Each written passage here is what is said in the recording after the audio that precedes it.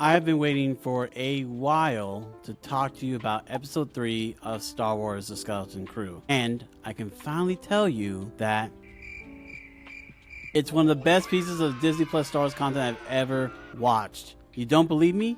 Let me show you. What really grabbed my attention in this episode was all the little details sprinkled throughout the episode, whether you're on Starport Borgo, whether you're on At-Aten, whether you're at the Onyx Cinder, the Observatory Moon. Everything just had all these sprinkled little bits of detail, and I thought it was great. Great direction. It was perfect, down to the last minute details. It was great flow. It was just amazing, and I just love this so much. This show really is a Star Wars show for like kids and adults to come together and just enjoy the franchise. First of all, in this show, it has amazing cinematography. In fact, the first frames of the show give you a shot of the city center where the kids are from on At-Aten. And I love it because it kind of gives me a Severance kind of vibe, and it gives you that sense of like, here's the context, here's where they are in the world, there are things moving, there's centralization, there's organization and structure to At-Aten we hadn't gotten before. And so this kind of leads us right into the beginning of the episode, and I just love the way it settles us in. As you see in the episode, there's a tiny little droid that is walking in the city center and walking up into the suburban neighborhood, and it gets into a house. And in that house are pretty much all the parents for all the kids. Neil's parents are there, KB's parents are there, Fern's mom is there, and Wyn's dad is there. And they're all kind of like waiting to hear back from the supervisor. The droid comes through and they don't get the answer that they want. That's unfortunate, and it kind of gets the wheels in your head turning because it seems like Wim's father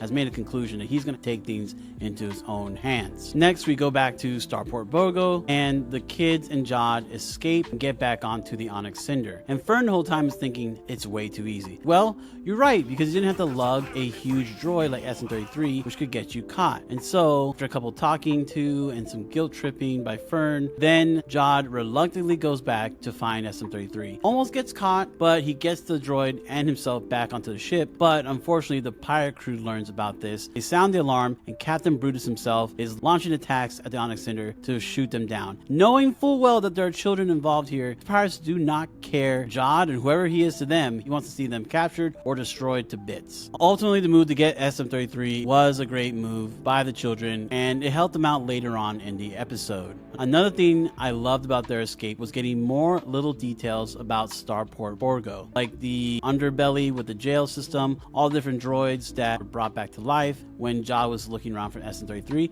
There's that one random droid who was like, the prince, I must save the prince. I was like, who's that? What's that story? I want to know about that story. Sprinkle in those little world building details that I just love about Star Wars, and it makes me want like a whole new show just about that droid and who the prince is that he's trying to save. After Jod pulls off a harrowing escape and gets the crew into hyperspace, kind of reminds you of like a Han Solo type of getaway from like A New Hope or Empire Strikes Back, which was actually really cool. Great nod. Then they zoom off into hyperspace. But there's the problem, right? I don't know no At-Aten, which is like the most frustrating line that SM-33 keeps saying in the show. Jod actually comes through and finds a place for them to learn more about their homeworld and how to get there. He takes them to the Observatory Moon where they meet a certain new character. But in between then, there's some back and forth between Jod and SM-33, a lot of eye mateys and a lot of like machismo kind of like moments, but because it's SM-33, we love him and we love to see him with that kind of energy, so that was really cool to see. And then him and KB have a little bit of a standoff as well. That was really great, but in the end they get through hyperspace, they get to the Observatory Moon, and we meet Kim.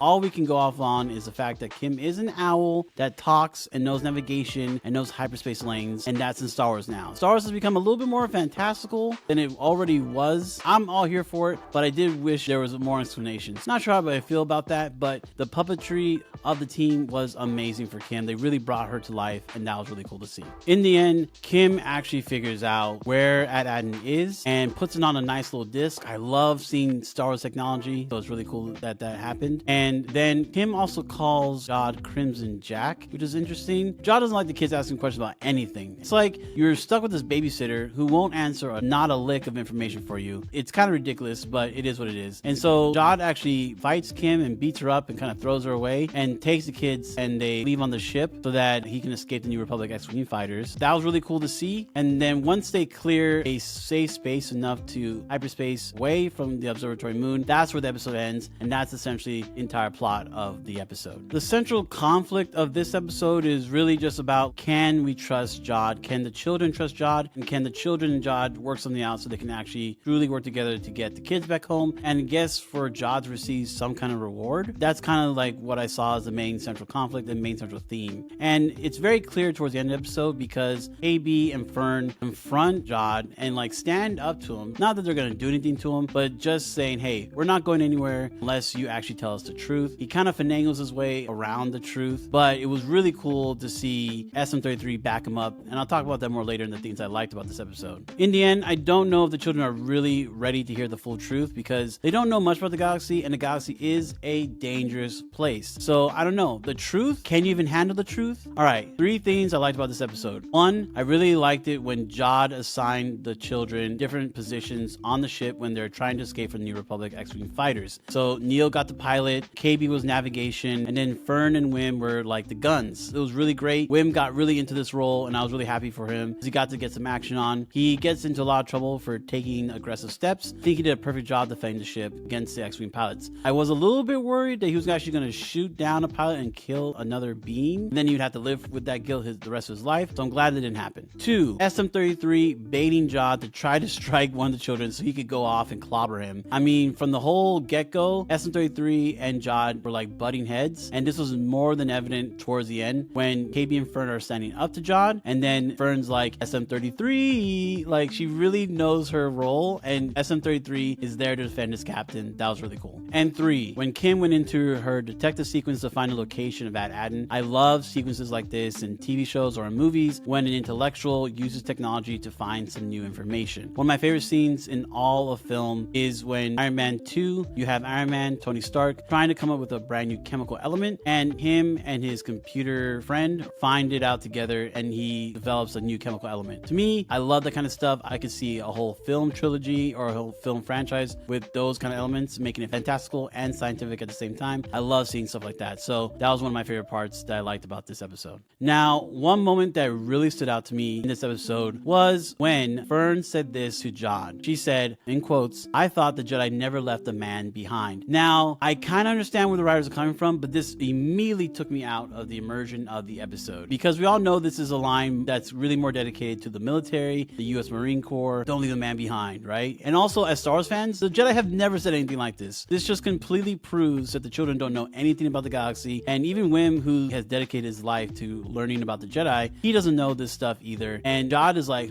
So I'm not sure about that line. I think that's something that the writers could have done better. Kind of made Fern look very annoying, but it was an interesting line nonetheless and shows how little they actually know. I think in this episode, KB really stood out as a character, and she showed off a lot of cool traits and skills where she was like letting them know, hey, enemies are nearby, or when she was questioning Jod was jokingly saying like, do you even sleep? And so she was just kind of like acting as if she's like a cyborg. That was really cool. And then her navigation skills and leading them into a safe space to take off for hyperspace was awesome as well. And you know, I really hope we get to see more of this character in the Star Wars universe. I would love to see this character grow up and actually have a impact on the larger galactic struggle. That'd be really cool. So as far as the Star Wars fan is concerned, all I can say is move over to Joy LaForge. We have KB. If you really like blasting off with your friends in the hyperspace, you'll love joining the Musty Collective. Join us on Patreon for only $1 and you'll get to have all the videos come out earlier for you, and you'll get to have secret bonus content that we only let the best of the scoundrels have access to. Join our Patreon today, and don't forget to like and subscribe to this channel and help support us. Ultimately, the ideas of trust and authority that are being explored in this show so far, I think are amazing with the Star Wars backdrop. But there's an older story that I keep coming back to when I think about the show. I know that I talked about and it has been mentioned that the show is like the Goonies, but I would actually propose the show is more closely aligned to Treasure Island, the 1883 novel by Robert Louis Stevenson. I do actually think that Jod and the collection of the kids put together as one character, Jod is kind of like a Long John Silver character who will ultimately betray the Wim and the Fern and the KB and Neil characters that kind of make up the protagonist character in Treasure Island. And especially with all the piratey, i.e. matey stuff going on, this really seems like this was Treasure Island and the Goonies put together in space. I'm not saying I'm hating on this, I'm just kind of recognizing this is where I think it got a lot of its inspiration from. And that's episode 3. Tell me what you thought about the episode. Let me know, put in the comments below, and always remember, may the force be with you.